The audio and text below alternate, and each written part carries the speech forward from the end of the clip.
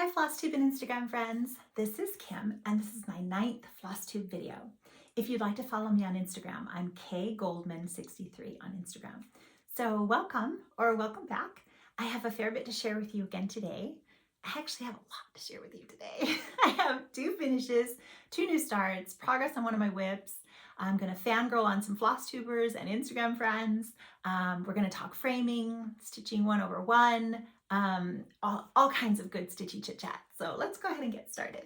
So my first finish is my GGR Martha Scott, and I stitched this on 46 count vintage pecan butter with the called for over dyed flosses.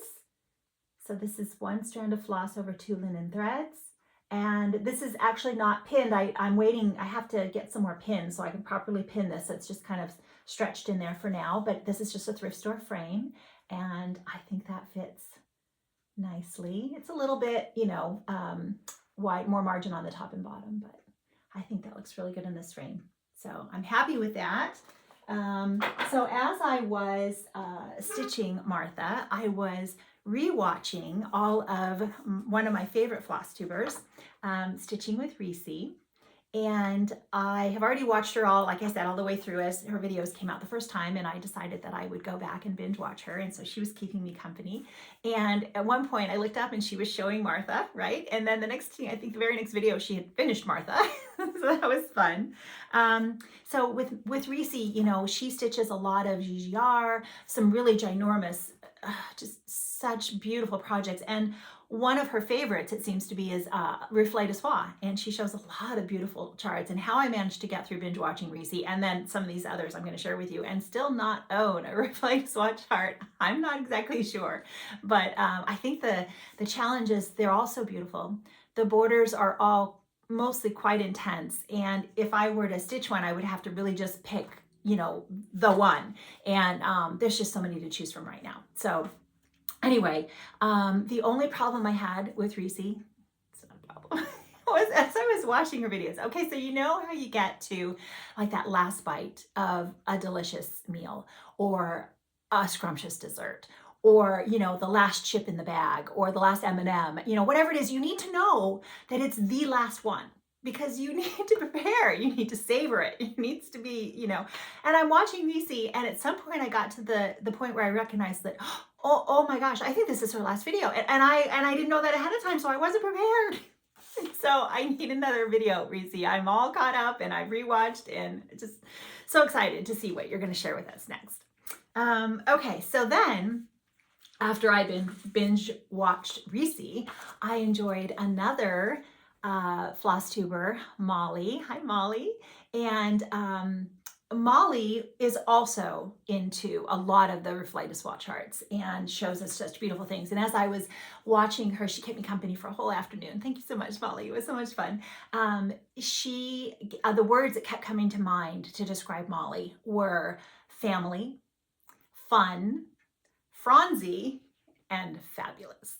As I said, Molly likes to stitch the Reflet de Soie, and I think that's one of the charts it's really a huge chart, and so she has chosen just to stitch the King Charles Spaniel sitting on a pillow, and so she calls it where she's stitching Franzi. She also stitches long dogs and plum streets, and are they birds of a feather? Those kind of fun, funky ladies that you have the 3 seasons or 4 seasons of. Anyway, I hope that you have, and she finished Oh Marie, which is again, the Reflet de Soie. And I think she's planning on stitching Hester Van Dorn, which is this one here.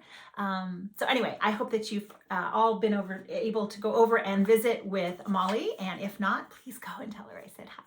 So then on the Reflet de Soie subject as well, this is my friend Brenda on Instagram. And oh my gosh, Brenda stitches beautiful, beautiful things. And one of them is, and I don't know the name of the chart. Oh, it looks like it's Louisa Barney 1892. Oh, I'm really leaning towards that might be the one. It's just go look, because you're just gonna love it. Okay, so one more Flosstuber, a new Flosstuber that she's only got 2 videos out. This is Raspberry Stitcher Barbara. I was following her on Instagram, and I don't know how I stumbled across. She only has 2 videos And I was so happy that I noticed she was making Flosstube videos. The first one, she shows a lot of Jeanette Douglas. I mean, Barbara is a tremendous stitcher. Just a lot of those specialty stitches and the things that she shares. So a lot of Jeanette Douglas, I noticed the first one, and then a fair bit of Blackbird on her second video, if I'm remembering that right. But anyway, so please go tell Barbara I said hi. Okay, so let's do my next finish. So I'm going to share the chart first because I actually changed quite a bit on this. This is Janet Robertson by Lila Studio. I'll try to get that glare off of there so you can really enjoy the beauty of this design. I am stitching, or I did stitch this with my friend Lynette. Hi Lynette, from Homesteading on the Home Front. So this is Lynette's Flosstube channel. And I shared about how we had started this last time. I stitched this on 40 count Vintage Meadow Rue by Lakeside Linens. And this was the one where I told you that I had to adjust the chart because I wanted to fit perfectly in this frame. This was just another thrift store frame. And so I think I had to cut off a couple of rows of the alphabets at the top. And then I personalized, I just changed the middle portion here. Lynette changed hers as well, and she personalized it to have like family members, and I'm excited to see her on her next video. I'm excited to see hers as she shares it. So let's talk a little bit about, I'm not sure if I want to get close enough to share some things that I did a little bit differently. Okay, so the alphabet is all charted to be in these Algerian eyelets. And that's a lot of, it's actually not, but for me, there was a lot of Algerian eyelets. So I kind of cheated a little bit and did every other one in Smyrna. And then I'm going to show you the chart because I think this row right here was also charted to be in Algerian eyelets. And I'm going to show you the graph because it made me laugh when I realized what I'd done. Let me see if there's anything else I wanted to share about that. Don't think so. Let me put this back here for a minute.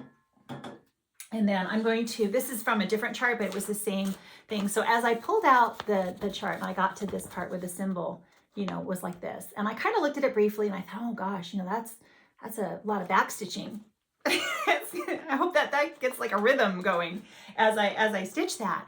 And then I got to the point where I had to do that stitch and I started looking at it. I'm like, oh, how am I going to do this? And it dawned on me. Thank goodness it dawned on me. It's like, oh, that's not back stitching. I thought it was a Smyrna. I think that's a Smyrna. So I started doing it in the Smyrna cross. And then as that came up on another chart, as I read the directions, that was just how they charted for you to do the stitch. And it happened to be an Algerian eyelet and not a Smyrna.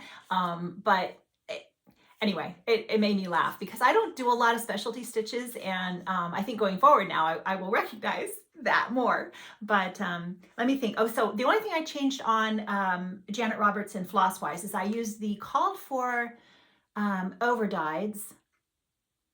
Yes, except for it calls for cherry wine. And I didn't have that. So I used Lancaster Red. I think that's a Weeks Dye Works. And oh, I wanted to talk to you. So, okay, so how did I frame? That's the other thing I want to talk to you. So how did I frame? You can see that because of the fact that there is this very straight edging all the way around, I had to take a lot of time to make sure that I pinned this as well as I could. And this is, like I said, it looks like I got a little bit off at the top, but this is because it was a frame I already had, and I adjusted it to fit the frame.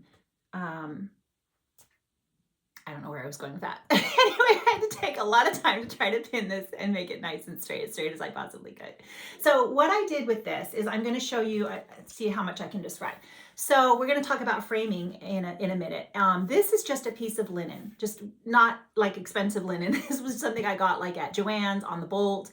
And I did the double-sided acid-free tape, sticky tape. I think it's like Yarn Tree or something. And I taped down the linen so that it wouldn't be in my way. And then I put the stitch piece with pins all the way around the edge of the foam core, the acid-free foam core board. And I pinned it on top of the linen. And the reason I did that was a lot of times if I'm stitching with a darker fabric, I've shared with you that I will use that Warm and Natural behind it because I don't want the white foam core to be behind a more warm colored fabric. And because it has the eyelet stitches, I don't want to see white foam core showing, coming through those white. You see that? Oh, I think I can see a few of the pinholes. You see this one here? This is my last eyelet stitch letter that I had to go to. Like I'd stitch the bottom and I'd come around and this is my last eyelet. I had to pull that thing out, I think 3 times. It's the 3rd time I got it right, but I started in the wrong place. Anyway, and eyelets are not fun to pull out. They're not fun to do in the first place. They're not hard. I don't want to downplay, you know, or make it sound like it's a terrible stitch. It's not hard.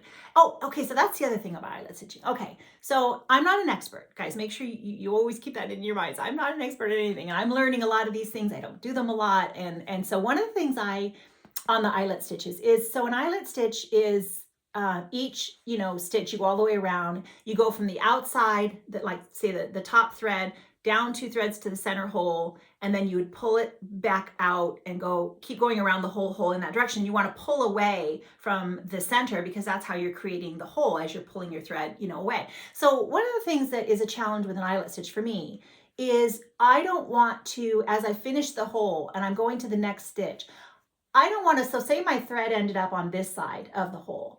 I don't want to, you know, my thread should be pulling this direction to pull the hole tight. Now, how do I get from here and over to here or up to here without going across the hole, pulling the thread so that it's going to be behind, you know, in the back, obviously, but it'll be crossing over the hole. It'll be pulling the thread the wrong direction. I need to be pulling the thread that way. So it's all about, you know, thinking about where do I start my stitch? The graph always kind of has you start at the top and then go, you know, this direction. But sometimes that might not, like, I won't end where I want to end. So I might start in a different place. I also figured out that I might stitch half. Let's see, I hope I can describe this well. So I might stitch, say, come up on the side and stitch the bottom half, maybe go up the center, back down the center and stitch the bottom half of this next one, and maybe go around the outside of several of them on just the half of the eyelet. And then as I come down the next side, I might come and do the other half of it. Does anybody do that? I mean, that ended up working for me so that I could keep my thread going in the right direction and I didn't have to think quite as hard and I didn't have to, you know, wind it under to get to another place. Just let me know, you know, what do you guys do about the eyelet stitches? And is that crazy? I mean, I'm going to keep doing it because it worked for me, but I was just curious whether that was a thing. It's not on the directions, like it's a thing. Okay.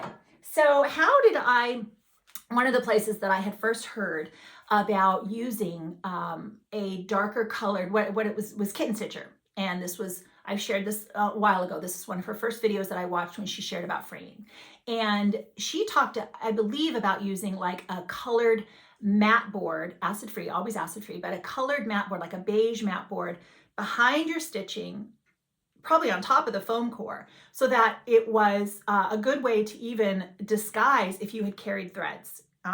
It'd be fun, just if you have a piece, just for an experiment, you know, get a piece of white and put it on top and see if you can see the carried threads behind it, and then put it on top of a piece of maybe a piece of cotton. This is just linen, but you can just use like a piece of cotton, right? You don't want anything that's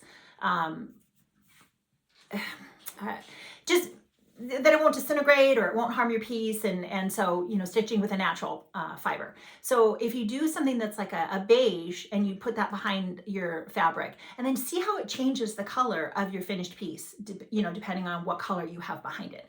So then recently I watched Jean Farish Needleworks, okay? And on these 2 videos, 25 and 26, she talks about how she walks through a process of framing a piece, right? So she pins it, but she did like a basting stitch around the outside. She talks about the types of pins that she uses. She uses a sequin pin, so it's a shorter length, and she wasn't as concerned about it being stainless steel. Go watch her video because I don't want to misspeak and get it all wrong. But anyway, so she uses the shorter pins. I've always used a longer one, and I know Elizabeth Ann Can Stitch shared that she used a shorter pin as well. And so I've got some, I've ordered, I've run out of pins. I can't frame the rest of my things because I need more pins. So she shares that, and she's the one that used the piece of cotton fabric behind the one that she was framing. And so that led me to think, oh, I have bunch of stuff I can, you know, the linen that I can go use. And so lately, as I framed a lot of my things, that's what I did. Instead of the warm and natural, I did a piece of cotton linen. I used a piece of linen behind my framing piece. Okay, so let me make sure she talked. And then on the next one, she talks about spacers, you know, like on 26. Anyway, it was a really informative and well done tutorial by an expert.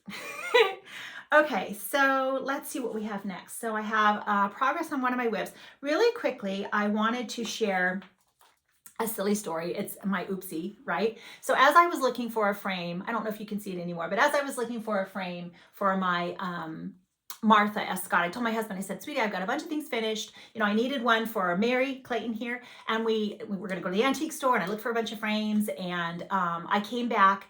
And so as I'm at the antique store, I'm measuring. We were there for, well, I was there. He kind of dropped me off and went and did other things. I was there for a really long time, measuring. Look at the end of my measuring tape. How do I not notice that the end of my measuring tape doesn't start here, right? Like, so I measured everything from the very edge here, right? And I got home and I had this frame is the one I ended up buying. Okay, so it's this frame here.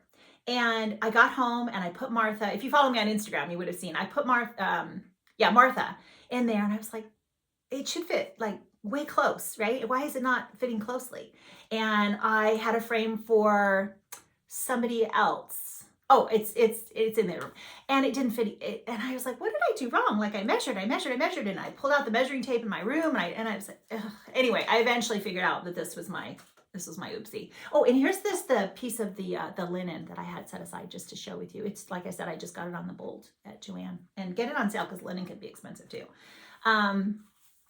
So the frames didn't fit, and I had this beautiful frame here, and I thought I might have to paint it anyway to use it with my Martha, but I started looking around my room on my walls, and I saw this one, and I thought, oh my gosh. So this is Fractor Flowers by Lottie Da, stitched on Murky with the floss conversion by Julie McConnell at Reflections Framing and Stitching. So you have to go there if you want to know the flosses that were used. It's her conversion. And it was the right size, and I just took him out of the frame he was in. You know, I don't put anything in there permanently, and I popped him out. He's been in several different frames, and put him in this one. I was like, oh my gosh, it's the perfect frame. It's been years. I stitched that years ago, like, I don't know, 3 years ago or something. And oh, I think there's a date, 2018. There you go. I dated that one. And so he looks perfect. So it was fine. It ended up not being such a bad thing after all. But so my measuring tape story. And then the other one, I wanted to just clarify something really quickly. So you remember last time I shared with you how I used wax. Forgive me for reaching here. I tried to, okay. So remember how I showed you I had a plastic frame and I used just the wax to put on the frame. So this one, I wanted to share that it's a little bit, the other one had more of a raise, so this one too, because this was the plastic, the silver one I showed you last time when I was trying to put the thing. I think it works better. It worked better when I had more of a, not so much flat surface. And it also, because if your plastic is super shiny, and forgive me for not, thinking to share this with you the first time. Thank you for showing me grace. I am not an expert in anything. And sometimes I do things that I just kind of forget. But one of the things you can do is just take a fine grit sandpaper. This is, what is this? This is like 120. Don't use something that's really coarse. It's, the fine grit sandpaper, and just do a light sanding on your plastic. And then that helps the wax to adhere better. It gives it some grit. And I also found that it worked better. A paper towel wasn't, it was kind of too slidey. And so a sponge brush, just one of these disposable, easy, cheapy sponge brushes. Mind you, if you don't have any of this stuff, it's probably better just to keep looking for a frame that's the color that you want already. I have all this stuff for other crafts and things like that I do. And so I just had to go to the garage to get, a lot of these things and experiment and try different things. But I wanted to make sure to add that. So, and I might even try, I have some polyacrylic can of that, and I might even try sealing my wax with that in the future. Okay, so let's go on to my next WIP, my work in progress, right? This is going to be my next GGR, and this is Jane Southward. And isn't that just beautiful? Beautiful, beautiful, beautiful. I am stitching this on 40 count vintage meadow rue. So again, 1 strand of floss over 2 linen threads. And I made some pretty good progress on this from the last time. Look at me stitch and border as I go along. I'm really trying to be good. So I have some colors that I can share with you about this now. I wish I could hold it up. I think I can remember. So last time I told you that I follow Wicked Pretty Alice, whose name is Elizabeth. I want to show you. So this is on Instagram, okay? And she was the one where I saw she has done the colors, the conversion of the colors that I have, I fell in love with. And so that's what I'm doing. So now this is charted for pumpkin patch, the overdyes, right? So it's pumpkin patch and poinsettia or poinsettia. are the two flower colors that go around the border. And Elizabeth changed the poinsettia to red pear and the pumpkin patch to sanguine.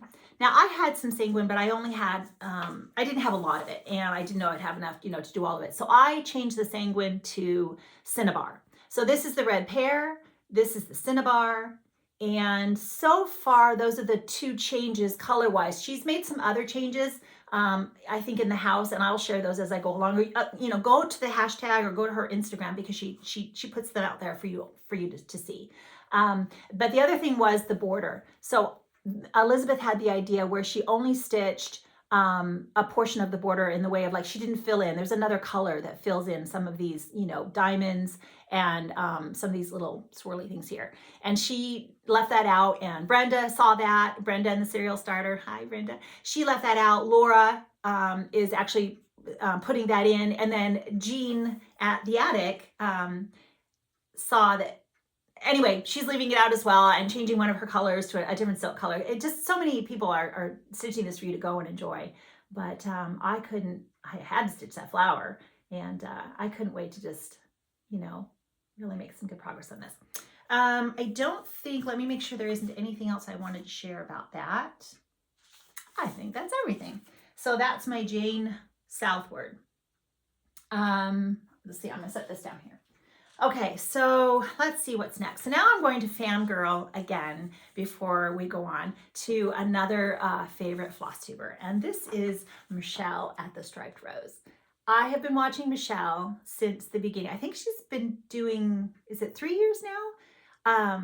And I've been watching her from the very beginning. And I have actually already watched Michelle twice all the way through.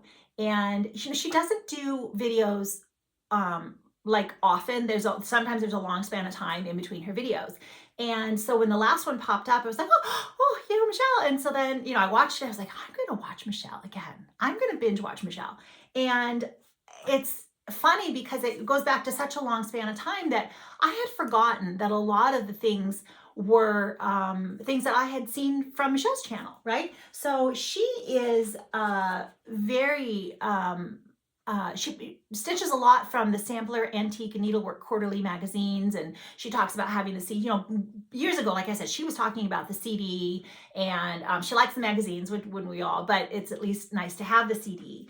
And a lot of the things that she shared from that, there are just so many projects that I have in common with Michelle, and I love watching her. I can't say enough. One of the things, okay, so this made me laugh. So at one point she was talking about how her closet is a lot of the same color shirts, and that she has more craft projects stored in her closet, I think, than actual clothing. And, when I retired, that was one of the first things I did, was I went through my closet and I got rid of, a lot of the shoes and the dress pants and, the things that I'm just not going to wear them. I've had them forever and they needed to just be gotten rid of. And slowly over the last year, and then not really having to need a lot of clothing because I didn't go a lot of places this last year, I have more craft things stored in my closet, I think, now than I do clothes. So that made me laugh. And then the other one was, let me see if I brought the book as an example.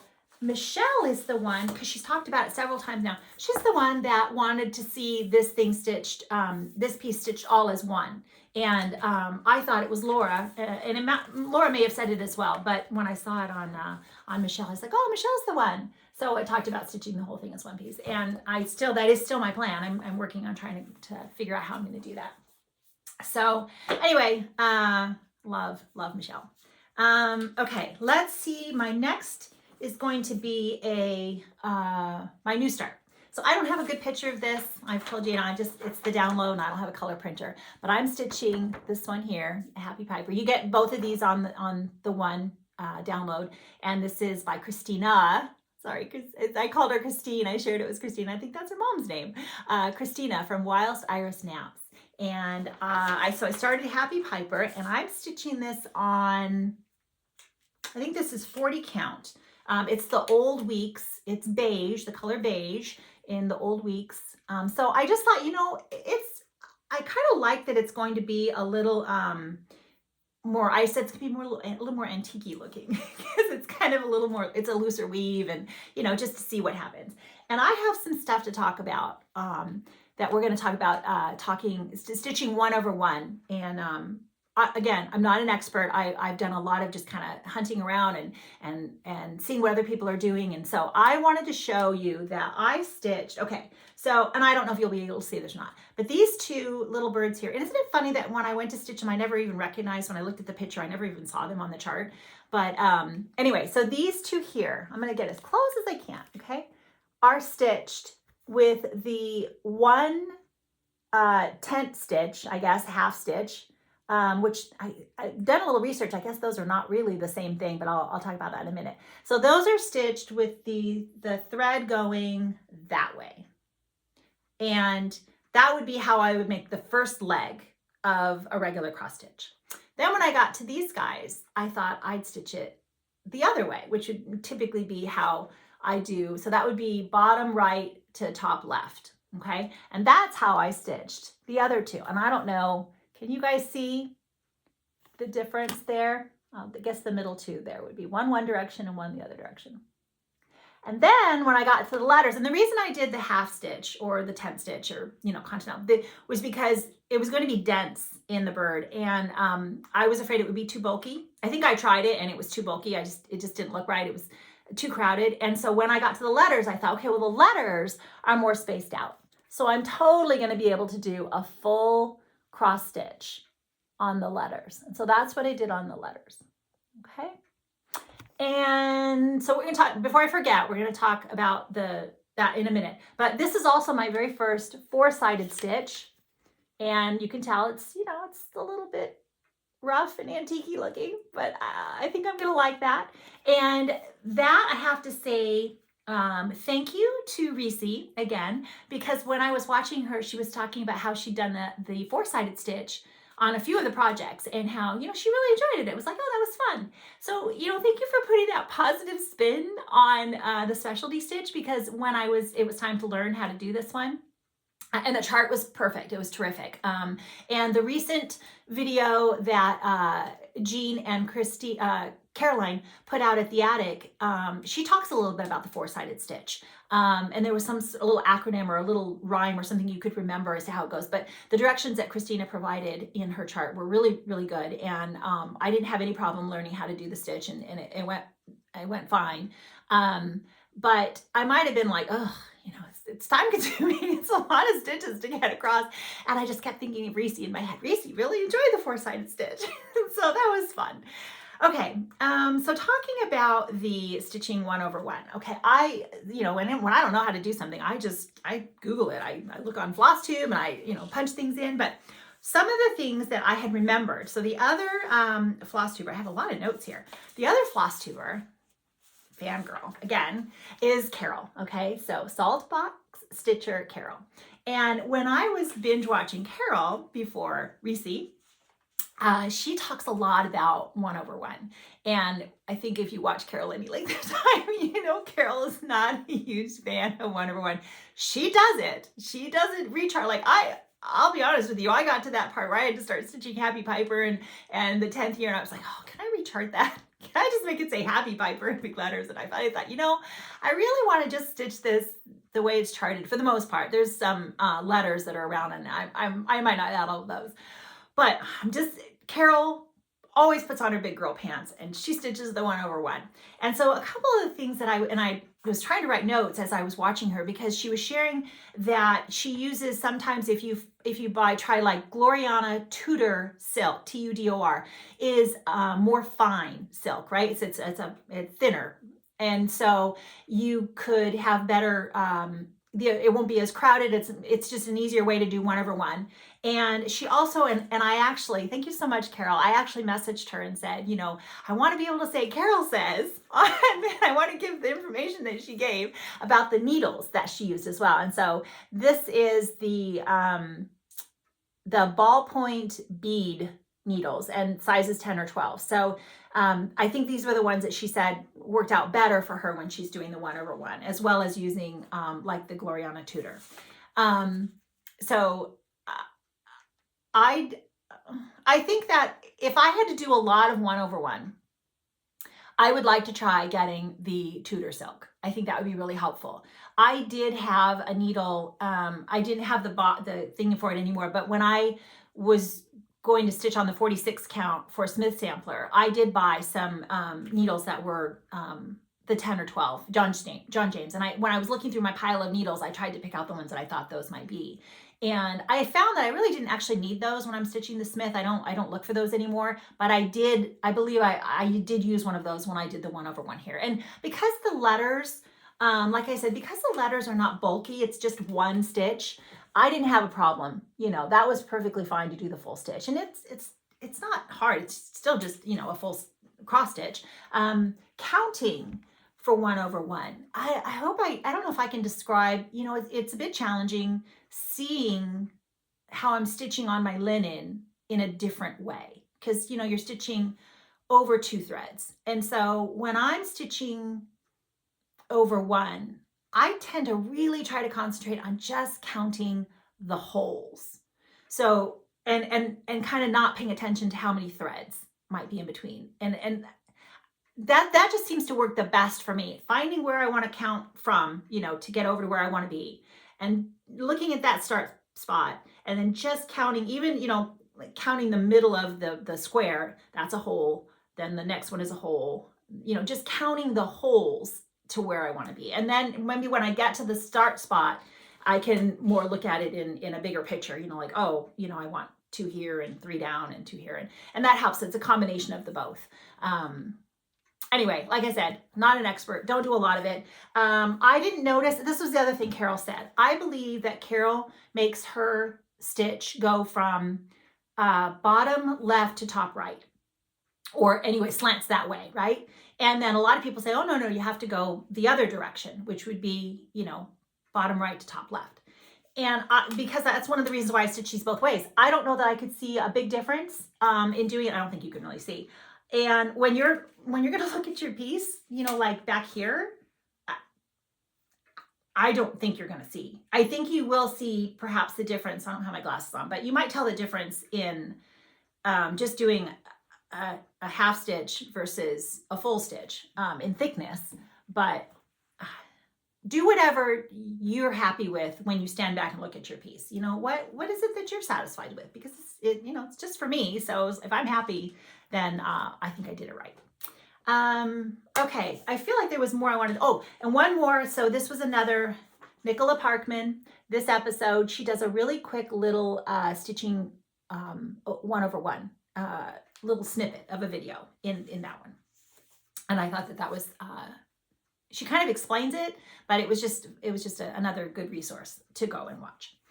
Okay, so let's see what else I have. I have another new start, and but first I'm going to share. Oh, okay. So this was talking about the 10 stitch continental stitch and the half stitch, and that's what I did. I just Googled it, and I came up with a tutorial by Jennifer, Stitching with the Waves. I've not watched her Flosstube as of yet. I've been trying to catch just a real quick episode, but I subscribed, and I'm going to be looking forward to going and binge watching and catching up with her. But this was the tutorial that came up when I was trying to look at what is there a difference between a 10 stitch and a continental stitch, which is something Michelle made a comment in one of her videos. She's like, is there a difference between 10 and continental? And what I'd run across some other needlepoint videos as well. And I think that, you know, when they were doing needlepoint, she was talking about how you need to stitch from right to left. And you stitch that way because the way your thread will slant in the back, right? And do this and flip your work, and you already know what I'm talking about.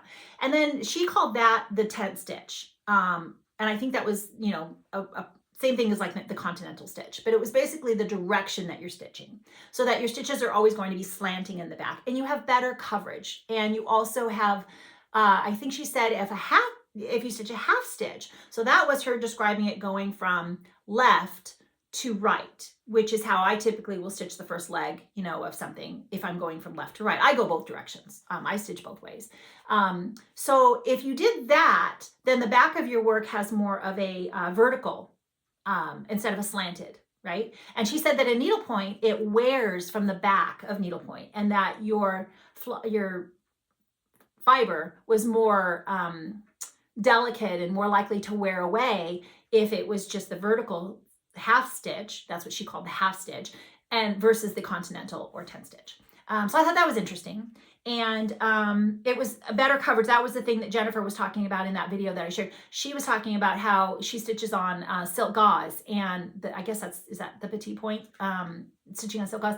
And she talked about how you get better coverage when you're stitching, you know, in that direction. And even if you're coming back, you know, with the needlework, she just flipped her canvas. But with cross stitch, we're not going to do that as we go back and forth, unless you're stitching in hand, because then you can do that easily. But I'm not going to do that on my Lowry all the time. So you would just stitch in a different, you know, maybe not from bottom to top, maybe from top to bottom, but always in a way that it's slanting on the back. I hope I haven't muddied the waters too terribly with all of that.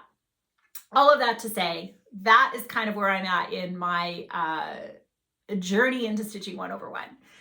Okay, so let's go to my next new start. I only just started this a couple of days ago, and it was one that I told you I've been wanting to stitch for maybe for Valentine's Day, and I couldn't get the ale. But my friend Christy Crosshatch Quilts mentioned that Kitten Stitcher had some ale, so I was able to get a piece of 36 count ale and start this. So Blackbird Designs, My Dear Hearts. And I am going to change this a little bit because I wanted to fit in a standard size frame. So I'm shortening up the bottom, and I won't be putting the words at the bottom where it says she put her name, and I'm just doing it one row less. You'll see as I get there. But anyway, so this is all the called for, except I had to change. I didn't have this color here. Can't remember what that was calling for. Fawn. I think it was calling for fawn. And I just used the DMC for that. And then I didn't have, this is bright leaf, and I didn't have that. So I changed it to something I'll share with you next time. I think I changed it to toffee because it was a pretty good batch. So yeah, so I got a good start on that, and I'm enjoying it. I'm stitching the border. I had to stitch the border because I needed to be able to know where, you know, if I want to cut my fabric, because now I'd like to cut my fabric on this side, and so another piece of batting, so I don't have to put my Q-snap. I kind of ended up putting my Q-snap in the area where this will be under the framing portion of it anyway, so I wasn't too worried about it. But you know, I didn't want to cut my fabric until I knew for sure. Especially, you know, like we've talked about, Picture This Plus. I think sometimes it ends up being not a tighter weave, so you might think it says it's a 40, but it ends up being maybe a 40, I don't know, 42 or 43 or something.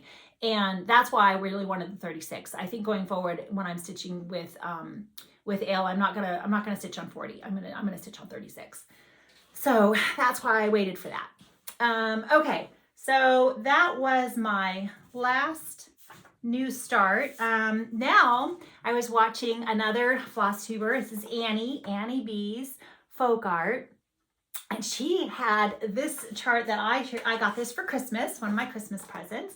And she said that she had this chart, and does anybody want to stitch it with her? And I said, oh, I have that. And yes, I would love to stitch that with you. And so she has decided that, how's Valentine's Day? Does that work? And I said, that totally works. So we're going to do, I think it's the Friendship Blossom Sal. And I'm sure she'll talk about this on her next Flosstube video. And so if anybody wants to, this is the one where she talks about it. It's her very last video, her WIP parade, all the samplers. It didn't have a number. That's how she titled it. So, and you'll enjoy the video because she shares Smith sampler. You know, I love that one. And Anne Uffendell, she's stitching that, and it's just, oh, it's just beautiful. I love, you know, she's a designer, and she's just got so many beautiful charts. And so if you guys are on board for that, we're gonna stitch that starting on Valentine's Day. Let's see what else. Goodness, I feel like this may be my longest video yet. Okay, so I have a few purchases. This was Michelle and Striped Rose, Brenda and Laura. It's another GGR. I think Stitching with Reese. Yeah. Molly, do you have this one? So this is going to be a start soon. I actually have, I think it calls for 40 count beige by Weeks Dye Works, and one of my other purchases was a piece of beige on the Zweigart base, but it's 36 count, so I'll have to I don't think that I'm gonna mind, but let me duck down here because I have a few things to share with you. I did get some fabric. Okay, so if you watch Nicole's needlework, another huge fan. I've been watching her forever. Not the very last one, but the one before that. She talked about how her local needlework store, Stitch and Frame, had some Lakeside linen in, and she had bought some of it, and she was probably going to go back the next day and buy some more. And you know, Lakeside linen, my antenna went up. And so the next morning I thought, oh, I'm sure, you know, she's on a time change, you know, ahead of me. And I thought, oh, everybody's probably already gotten it by now. And the next morning comes and I thought, what do you got to lose? You know, just call them, ask, see, and you don't know. And so I called, and I was looking for a few colors specifically, and they didn't have everything I was looking for, but they did have some vintage maple sugar, which is one of my favorite fabrics.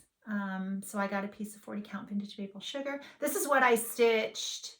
Oh, right here, straight up above. This is what I stitched Ojoy's Day. And I'm stitching the Visitor. I think I'm stitching that one on this. And then I haven't had this one before. So this is, or if I did, I didn't remember that I had a piece of this. This is a vintage exemplar. And it's a lot, to me, it looks a lot like Vintage Meadow Rue.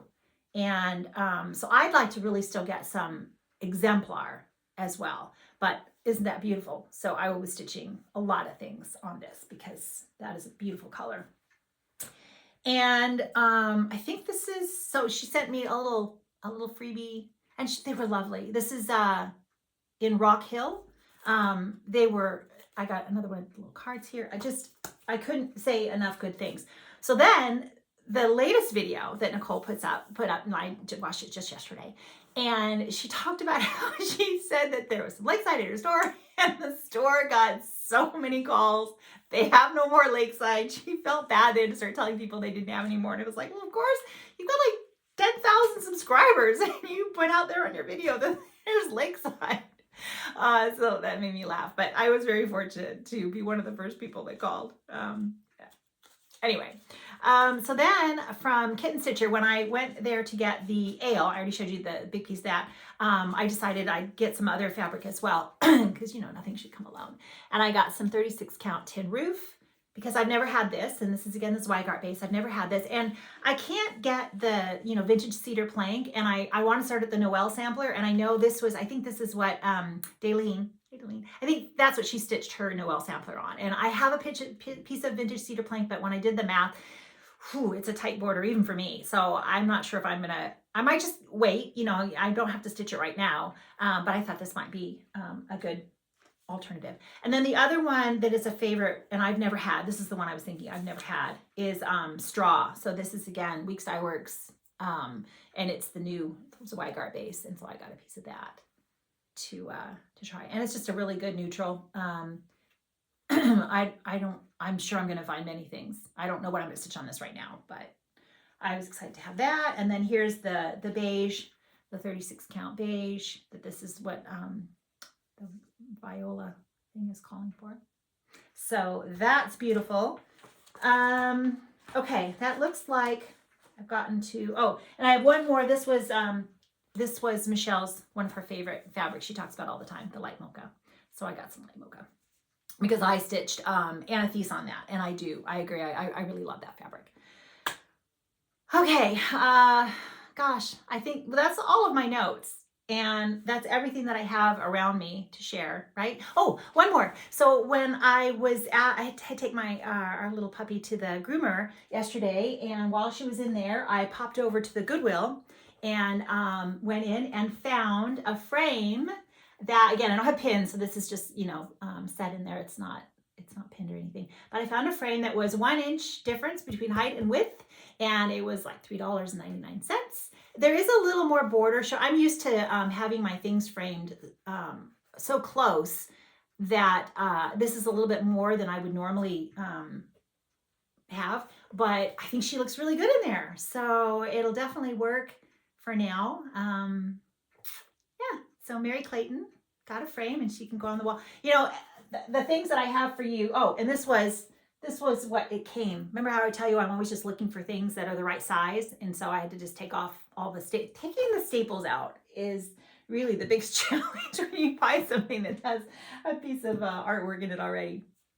Anyway, so when I moved everything around again, just to be able to share stitching with you, there's no rhyme or reason this time to anything up there. But as I continue to finish things, I'm constantly having to make room for things, which is, that's awesome, right? I love that. But gosh, just decorating is another hobby. I still have my Valentine's Day decor, and I think I'm about ready to do a video there. I said that 3 weeks ago, and it's a big job. I wasn't feeling well. There was a bit of time in there where I wasn't feeling too well, so there were some days just spent on the couch resting. But anyway, so hopefully that'll get done soon. So I'm going to share some scripture with you as always, but if you're not here for that, I think that's all the stitching. Real quickly, I did want to ask that we all continue to keep Cynthia from Stitching in the Light. Keep her in your prayers. She shared on Instagram, and just know that I'm praying for you and I'm sending you hugs, Cynthia. So I hope that I will see you in a couple of weeks. We've got Valentine's Day, we've got our sale. Maybe I'll be able to come back and if I can get the lighting, maybe I'll film in front of my buffet with all of my Valentine stitching behind me. And so anyway, so I hope that you guys just take care. I'll see you soon. Okay, so for those of you who are staying with me, I'm going to share scripture today. This is going to be the seventh I am statement that we have that Jesus, the seventh I am statement of Jesus recorded in the Gospel of John. And I'm going to read from the New King James Version. And so this is going to be John 15, and we're going to do 1 through 5. So this is Jesus speaking. I am the true vine, and my Father is the vine dresser. Every branch in me that does not bear fruit, he takes away. And every branch that bears fruit, he prunes, that it may bear more fruit. You are already clean because of the word which I have spoken to you. Abide in me, and I in you. As the branch cannot bear fruit of itself unless it abides in the vine, neither can you unless you abide in me. I am the vine, you are the branches. He who abides in me and I in him bears much fruit, for without me you can do nothing. So Jesus tells us that he is the vine and God the Father is the vine dresser. And then we, as born-again Christians, those of us who have put our faith in Jesus, we enjoy that free gift of salvation. Ephesians 2:8-9, for by grace you have been saved through faith, and that not of yourselves. It is the gift of God, not of works, lest anyone should boast. We are the branches. And Jesus tells us that he wants us to abide in him. And I wrote down that to abide is to live, continue, or remain. And I love this, a moment by moment fellowship with the Lord so that his life is shared with you. So, as I spend time in the Word, reading my Bible and in prayer, seeking him and really just always wanting to get to know him better, that is how I am abiding in Christ. And as we abide in Christ and he abides in me, our lives should bear fruit. And, God wants us to bear much fruit. I have another book recommendation that I want to share with you. And it covers, this portion of scripture. This is by Warren Wiersbe. There is actually a series of these little books. It's a very easy read. And it's, Warren Wiersbe is, we have a Bible commentary by him, and he's also written the series BE. And so I really recommend any of his books. I got this at our bookstore at our church, but I know you can get it online here. And it's just a really wonderful addition to your library. So as we have Valentine's Day right around the corner, I think I'm going to do a study in agape love in the Bible. So hopefully I'll have something to share with you next time. And I pray that you're all really enjoying the full blessings of abiding in Christ and that your lives are bearing much fruit. Bye, friends.